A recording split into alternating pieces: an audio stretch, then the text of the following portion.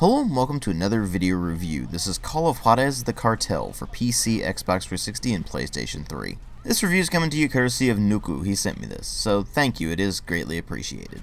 This is a first-person shooter and the follow-up to Call of Juarez Bound in Blood, and the third game in the Call of Juarez series. It was released in 2011 and was the first game to actually use the 5th edition of the Chrome engine, which also powered Dead Island, so you may notice similarities between the way that Call of Juarez the Cartel looks and the way that Dead Island looks. Again, it's because they're on the same engine. In fact, a lot of stuff seems like it's reused. So I was definitely getting a sense of deja vu while playing this thing on occasion, just looking at various things.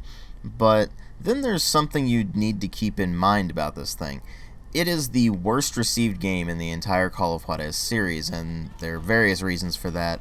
Probably the most contentious of which is that they changed the setting from Wild West, which is what the series was known for at that point, to modern day. So the question really becomes, what do the changes mean? Are the claims of this thing being racist actually founded? And how is it as a game? Because it wasn't very well received when it came out, even by the more lenient of people who looked at it. So let's just get right into it. Well, as far as the presentation goes, one thing you notice immediately is that it is going for the marron y gris y realista look, and that it is an outright ugly game. There's a lot of really low-res textures all over the place. The modeling is often kind of awkward. There's a lot of clipping in a lot of spots. The animations are clunky and frankly look amateurish at times. The lip syncing is especially bad. I'm going to show you a brief clip here, and you'll see that he's talking and the lips are just not matching what he's saying, and it just looks awful and takes you out of the experience. Not to mention the sheer amount of glitches that you'll run across where things just actually sort of clip through the world. It's kind of hard to describe. I'll just show you an example of it.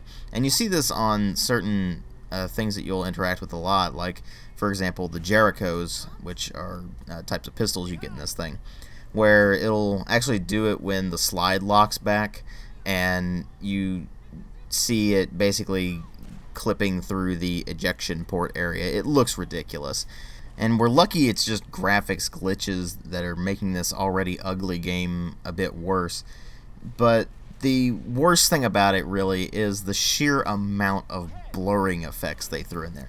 They cut down a bit on the bloom lighting that was a really big problem in Bound in Blood, but by the time you get to this one, unfortunately they decided that they would compensate for that by throwing in the absolute worst depth of field that I have ever seen.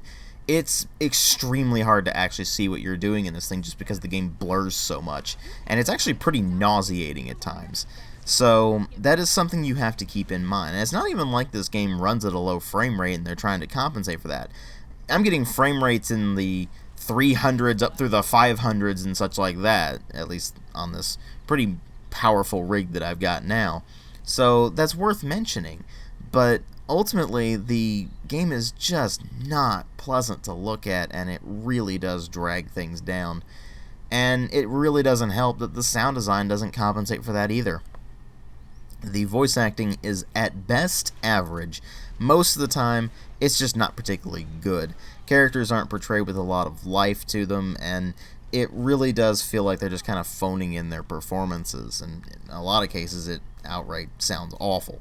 And then you go over to the sound effects side of things, and the weapon sounds are not particularly beefy or concussive. In fact, it feels like you're shooting pea shooters half the time in terms of the sound effects, even if they do a ridiculous amount of damage. And then there's the music, which almost feels recycled from the previous Call of Juarez game.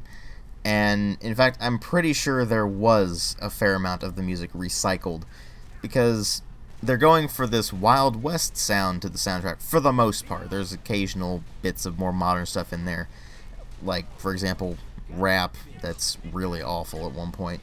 But it all feels like they started out going, well, let's keep it a Call of Juarez game and have this Wild West style music, and then they just kind of forgot to make the Wild West part of the game, and they just left the music there. They're like, well, crap, we got all this made, let's do it. And the presentation just comes across as slipshod and messy as a result, and it really doesn't do any favors for this thing. But ultimately what really matter here are the story and the gameplay, and the story in this basically boils down to you play as one of 3 characters on an inter-agency task force that is made out to crush the fictional Mendoza cartel. In doing this, you start out by trying to protect the daughter of a late agent who was investigating the cartel until he died. And you're finding out why the cartel is after this woman, and eventually you find out that there's somebody who is an informant for the cartel in the Justice Department. It's just a stupid plot, honestly. You see the twists coming from miles away, not even just a mile away. Oh, no, more like miles and miles and miles away. You see things at the beginning of the game, and you're like, well, this character's gonna die, this character's gonna die, so on and so forth. And you just know this immediately, and then it takes a good 10 or so levels, and then it happens. You're like, I told you so. The plot is extremely predictable, and frankly, it's extremely bare bones and pathetic. It's like they just kind of slapped together this stuff at the beginning phases, like, well, just throw all your ideas into a basket, and they only got a couple of ideas, and it's like, well, crap. I guess we'll do what we can with what we got here. And really the only interesting part of the plot is that all 3 of the characters you can play are conflicted in loyalties. For example, if you play as Kim, her director will constantly call in and be like, hey, you need to do this and this and this and this, and make sure the other guys don't see you doing it, and so on and so forth. This brings up an aspect of the gameplay, but this idea of the conflicting loyalties would be interesting if the game wasn't so bad at implementing it, because frankly the way they threw it in there, it's just a side note and ultimately doesn't really add all that much to the plot. You do get multiple endings, but unfortunately they're all crap, so it's not like you're going to get any sort of meaningful conclusion to this thing whatsoever. And it really doesn't help that none of the characters in this game are interesting. Not a single one of them. All 3 of the characters you can play as are just assholes, and they're obnoxious all the time. In fact, I'm pretty sure most of the dialogue in this thing is comprised of expletives. So that should tell you right off the bat that there's not really any good dialogue in this thing. You don't really get a lot of good characterization.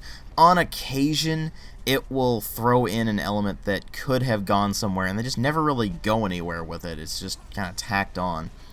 And it really does feel like they just didn't finish the plot, or didn't finish the side plots that were going on with these characters, or really even flesh these characters out. They're pretty one note for the most part. And frankly, you can't get attached to any of them, so there's not really any sort of clever characters or anything like that that you can go, well, at least I can be entertained by this person's antics. Not really happening. And then there's the issue of the way that this thing handles its subject matter.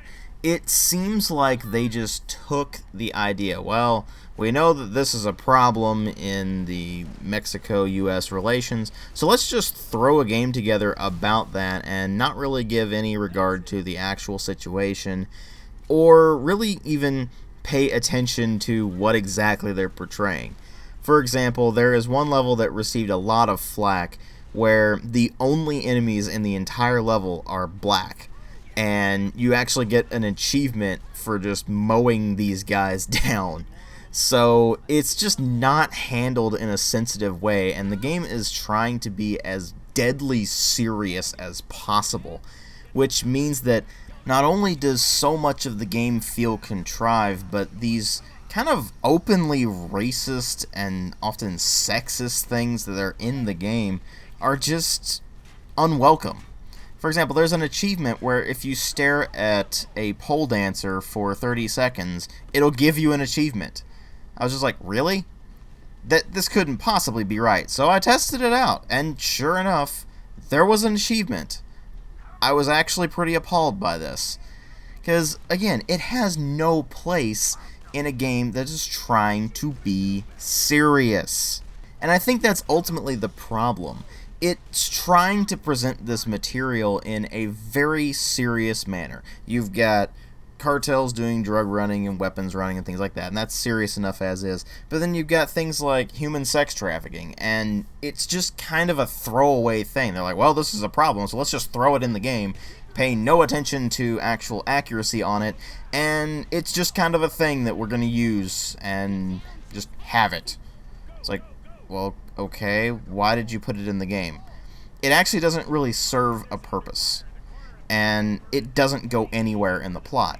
And there's all sorts of things like this that are just slipshod thrown together to create just a jumbled mess where I actually don't feel like this thing is trying to be racist or anything. I don't think the developers are being willfully racist here. I think it's just racism through incompetence, which doesn't really excuse it, but at the same time, at least it's not something that is just blatantly going white power or whatever it's supposed to be saying.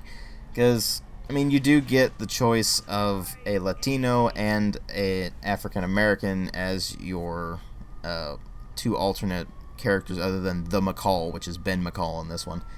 So they do have some vague semblance of diversity with the cast, but then you have those moments like the ghetto where you're just mowing down lots of black gangbangers, and it's just not sensitive at all. And ultimately, I feel like if they went for a more ridiculous route and tried to make it just completely over the top, nonsensically stupid, just straight up being a parody or something like that, it would work a lot better. You can get away with that more in something that is trying to parody or be a satire or something like that. This isn't. It's just playing it straight, and it ends up coming across as straight up racist and sexist, among other things. So it's a pretty bad situation just with that. But then you actually get to the gameplay itself, and this is where things really fall apart for this thing. Now, I can put aside the fact that this thing has basically nothing in common with the other Call of Juarez games. In fact, the only bits of Call of Juarez that they throw in here are throwaways. Quite literally, it just references the treasure of Juarez, and it's just kind of a throwaway plot point. It's like, oh, well, that's just a thing that we're going to use. This is how it ties in. Also, the fact that Ben McCall is descended from Ray. But that's kinda it, and what you're left with is a game that does not use its setting well. It's set out in California and Mexico and that sort of area, and it just doesn't really do anything we haven't seen before in countless other modern FPSs. The gunplay itself is actually worse than Call of Juarez Bound in Blood, which I didn't know how they managed that, but they somehow did, to where the guns themselves are actually kind of overpowered. You can just mow down enemies incredibly easily, and it really doesn't help. The AI in this game is downright atrocious. They'll just kind of get stuck in the open, or they'll not really react to you in time, and your teammate AI is completely worthless, so don't even bother trying to count on them.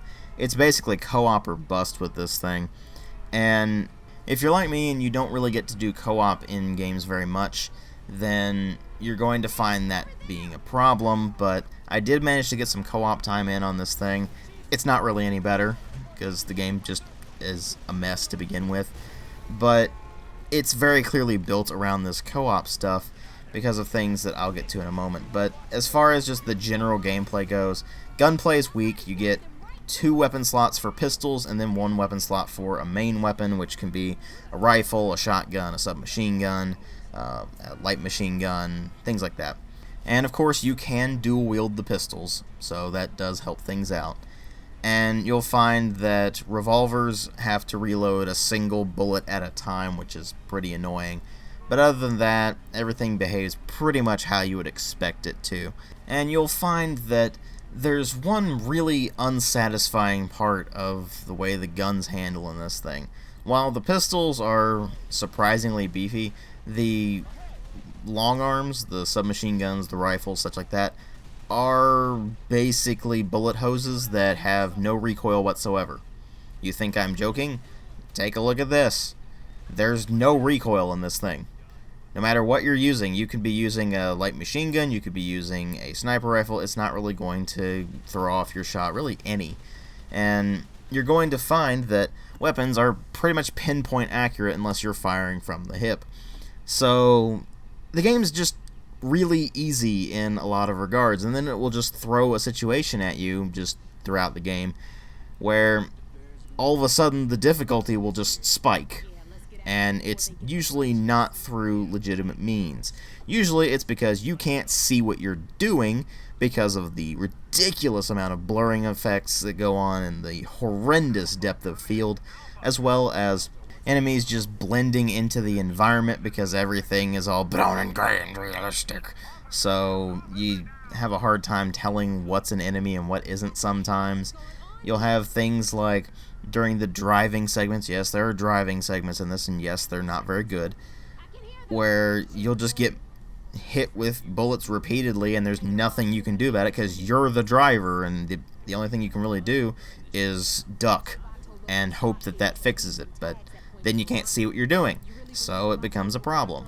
And it really doesn't help that the driving controls themselves feel really weird. It's actually a bit hard to describe just how crap the handling on the cars is, because I'm not really sure how to describe it. It's sort of floaty, but at the same time it isn't. And regardless, you never really feel like you have any real control over the vehicle. It just kind of careens where it wants to go, and you just kind of have to roll with it and correct as best you can. So what you're left with here, in terms of the general gameplay, is a very standard modern FPS that is extremely linear, that has these forced driving segments, and a lot of them, I might add. And you can't really see what you're doing most of the time because the depth of field and blurring effects are just so incredibly strong, so on and so forth. And it does have up to 3-player co-op, so there is that. And you do get to select what weapons you want at the beginning of a level, only there's not really much point in doing anything except selecting whatever weapon has the most ammunition in the magazine, because you can just go for headshots incredibly easily and just mow down your enemies without much of a problem. Not to mention that ammo is plentiful, so you don't really need to worry about running out of bullets. You just want as many bullets in your magazines as possible, just so you can continue firing at enemies so they will actually go down. And that's kind of it. The only other thing to really mention about the general gameplay is that each character has some slight bonuses and detriments in certain areas, mostly just bonuses. For example, Kim is better with long-range weapons like rifles, whereas Ben McCall is better with more close-range stuff and revolvers and such like that. And he's a bit slower and tougher, but that's kind of it. It's not really handled quite like the previous Call of Juarez game was, and there's not really much reason to use the sort of special abilities that these characters have, because they don't really have any special abilities. It's just very slight bonuses in one area or another, and it just ends up not really affecting the gameplay all that much. So really it's more of a cosmetic choice than anything else. Which character do you want to play as, and which bits of the co-op do you want to experience, because that is something that does change up with the choice of character, and I'll get to that in a moment. There are only 2 other things to mention as far as the general gameplay goes, one of them being that this game is up there with Medal of Honor Warfighter in, hey guys, do you like breaching in slow-mo? Guess what? That's gonna happen a lot in this game. In fact, it happens something like 15 to 20 times throughout the game. It's ridiculous just how often you do a breach in slow-mo and then just mow down enemies. I don't know why they thought it was a good idea, but it's just boring and annoying. It takes forever. Just stop it. I guess they just thought it was cool because slow-mo or something. Anyway, the other thing is something that is kind of a carryover from the older Call of Juarez game, and that is concentration mode, or CM. And as you kill enemies, you will build up a meter, and once this meter maxes out, you can engage concentration mode, where you move around in slow motion and you can basically just mow down everybody in your path incredibly easily. And that's kind of it, really. There's not really much to say about it other than it highlights enemies, you move faster, than the enemies. They can't really do any damage to you while you're doing this, and you just can slaughter the entire enemy group within a moment. So that makes the game even easier than it already is, except when it's not easy because they throw bullshit at you. Because they'll throw things like helicopters at you that will just take a ridiculous amount of damage before they go down. They'll throw enemies with explosives at you that will just knock you on the ground. And then you literally lay there for a few seconds before getting up. And even if you just mash buttons and whatever, it doesn't let you get up. It's just like, nope, you're just going to lay here and absorb damage. Because that seems fair, right? And that's the kind of thing they do. And they also throw in this cover advance mechanic, which is frankly stupid. The idea is that you wait for your AI buddies or your co-op buddies to lay down some suppressing fire before you move to the next bit of cover, and eventually you get up close enough to where you can just mow down the enemies and everybody else can come right back up. But that just kind of grinds the game to a screeching halt and is really tedious and boring, and it does it way too much. So with all that said, let's talk about the elephant in the room, which is the co-op. The game was very clearly designed around 3-player co-op from the get-go. Like I said, you pick one of these 3 characters, and each of them has their own special agendas that they have to complete in the missions in order to gain bonuses to their level. You can also find secret items scattered throughout the level and snatch those for level up points. As you level up, you will of course unlock new weapons. This is tied in single player and co-op only with this sort of competitive side of things. Because if another player sees you snatch a secret item, then you don't get the points for it. Or if another player sees you trying to complete your secret agenda, then you don't get the points for it. You can do this to other players as well.